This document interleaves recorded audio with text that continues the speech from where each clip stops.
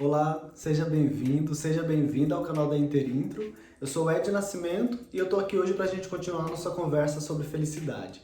Lembrando que esse conteúdo ele é parte de um treinamento e também de uma palestra que a gente oferece na Interintro. Eu terminei o vídeo anterior citando aquela frase do Danny McMahon, que demonstra o quanto o contexto em que a gente vive determina aquilo que a gente entende que é felicidade.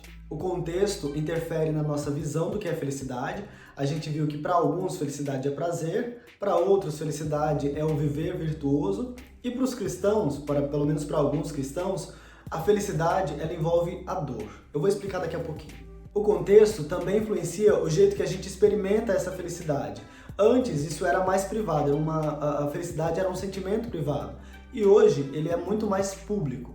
O contexto também influencia as nossas práticas. Por exemplo, quando eu falo em neurociências, se eu entendo que felicidade ela está ligada ao prazer, faz mais sentido eu verificar então a ação da dopamina na via mesolímbica ou no sistema de recompensas do cérebro. Agora, se eu entendo que felicidade é propósito, talvez faça muito mais sentido eu olhar para o funcionamento do córtex pré-frontal do lobo frontal. Calma, eu vou gravar um vídeo específico sobre felicidade e neurociência, eu não vou me prolongar nisso aqui, tá bom?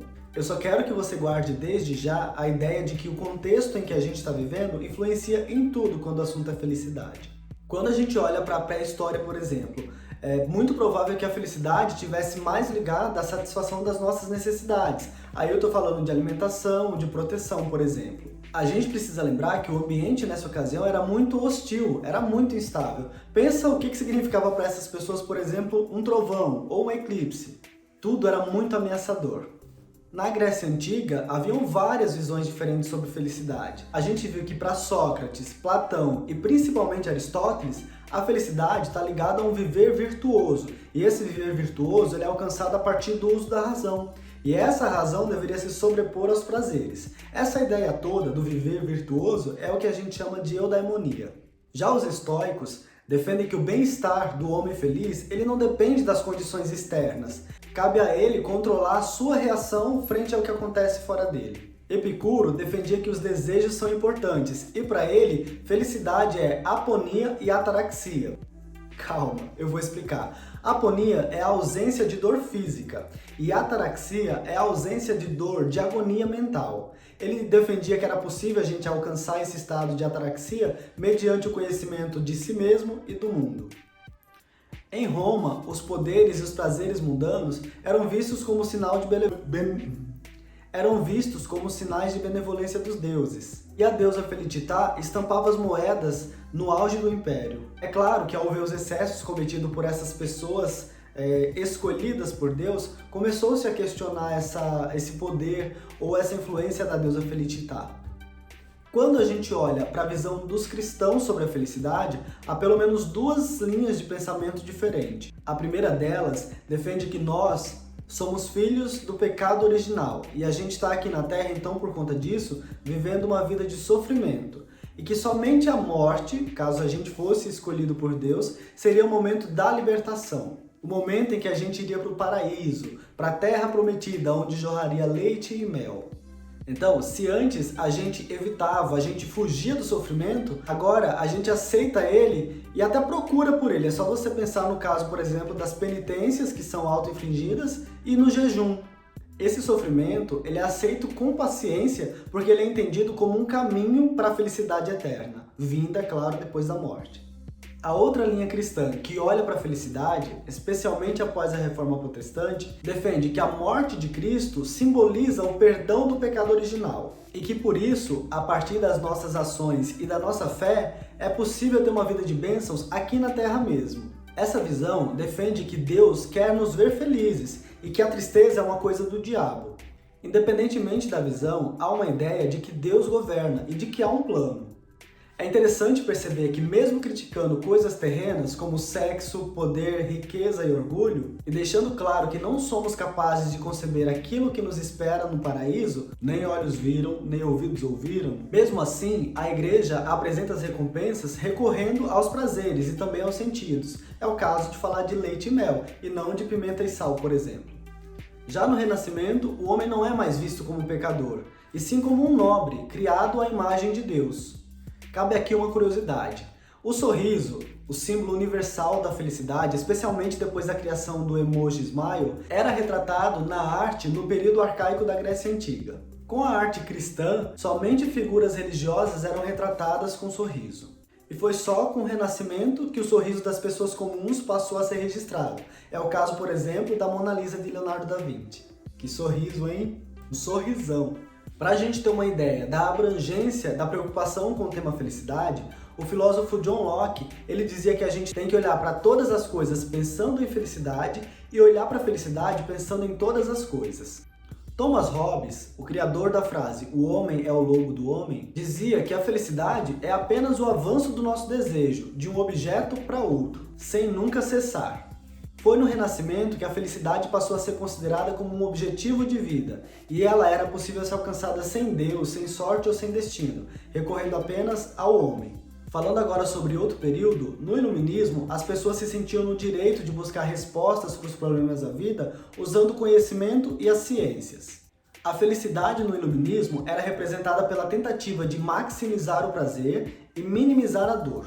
Se antes a gente falava em sorte ou destino, o Iluminismo não buscava controlar os fenômenos da natureza ou aquilo que acontecia externamente às pessoas, buscava apenas explicar usando a ciência. A felicidade, na Grécia, dependia da educação para ser alcançada. O cristianismo demandava a catequização, ou seja, a felicidade não era para todo mundo. Agora, muitos iluministas defendiam a felicidade para toda a humanidade, inclusive questionando práticas como a escravidão, por exemplo. O Jeremy Bentham, por exemplo, ele defendia que a gente precisava buscar a maior felicidade possível para o maior número de pessoas possível. E isso ficou conhecido como o princípio da utilidade. Era esse princípio que resolveria aquele problema de quando o prazer de uma pessoa significasse a dor da outra. A felicidade também está presente na Declaração da Independência dos Estados Unidos, escrita por Thomas Jefferson. Os Estados Unidos eram colônia da Inglaterra, assim como o Brasil era colônia de Portugal. Por isso lá eles falam inglês e aqui a gente fala português. Eu vou ler para você o trecho da declaração, vou pegar aqui. Entendemos que essas verdades são evidentes por si, que todos os homens foram criados iguais, que foram dotados por seu Criador de direitos inalienáveis, que entre eles estão a vida, a liberdade e a busca da felicidade. Tem uma música da cantora Janelle Monáe chamada Crazy Classic Life. E nessa música ela começa com esse trecho da Declaração da Independência dos Estados Unidos. Ela passa então a criticar o tratamento que é dado aos negros na América, questionando como é possível alcançar a felicidade, como é possível ser feliz sendo tratado como inferior, sendo tratado como diferente. Fica a dica para você ouvir depois dessa música, vale muito a pena. O movimento hippie pregava paz e amor, e isso era felicidade no mundo pós-Segunda Guerra e ameaçado pela Guerra Fria. Bom, já deve ter ficado claro para você que o conceito, a definição de felicidade é fortemente influenciado pela cultura. Cada país tem um jeito mais comum de expressar a felicidade. Não só entre países, a gente vê diferenças também entre continentes e culturas orientais e ocidentais, por exemplo. E olha que eu nem mencionei as diferenças que existem em estados e regiões dentro de cada país. O nível de renda e também a economia de cada país afetam também a nossa visão de felicidade. Eu vou gravar um vídeo falando exclusivamente sobre o tema felicidade e dinheiro, aguarde aí, tá bom? Hoje, a felicidade é entendida pela ciência como um bem-estar subjetivo. Eu já tinha dito no vídeo anterior que as abordagens mais atuais olham para a felicidade como uma mistura de hedonismo e eudaimonia, uma mistura de prazer e propósito. Nós percebemos uma ligação desse nosso bem-estar com a nossa imagem, aquilo que os outros percebem de nós e também das nossas vidas. É o que o Bauman chama de vida líquida. Nessa vida, nós temos muitos produtos, coisas e serviços que podemos consumir e a gente acaba vendo a nós mesmos como produtos que precisam ser vendidos. Então a gente investe em marketing pessoal e também em autodesenvolvimento para criar uma imagem positiva. Nossa imagem não é mais algo sólido no sentido de ser fixo, rígido e permanente. Agora a gente molda nossas poses, as nossas expressões e até o nosso cenário, o cenário em que a gente está, em busca de sermos notados, desejados e invejados. A gente passa também a expor a nossa vida. Hoje, a fronteira entre o que é público e privado não é tão clara para muita gente. A noção comum, hoje em dia, é que a felicidade é algo que a gente tem que demonstrar, tem que publicar. É só você olhar o Instagram de alguma pessoa que você conheça e comparar a vida que ela demonstra no Instagram com a vida que você sabe que ela tem. Dificilmente o Instagram vai condizer com a realidade. Bom, eu quero finalizar esse vídeo deixando como mensagem final que toda vez que você se perguntar se você está ou se você é feliz, que você pense então o que é felicidade. E que você também seja capaz de identificar como o meio em que você vive e as pessoas com quem você convive influenciam nessa sua visão. E que muito provavelmente isso que a gente chama de felicidade é definido socialmente, inclusive pela cultura, economia e política. Bom, por hoje é isso. Escreve aqui nos comentários o que você achou desse vídeo. Na semana que vem tem mais, tá? Eu te espero aqui nesse mesmo canal e nesse mesmo horário. Tchau, tchau!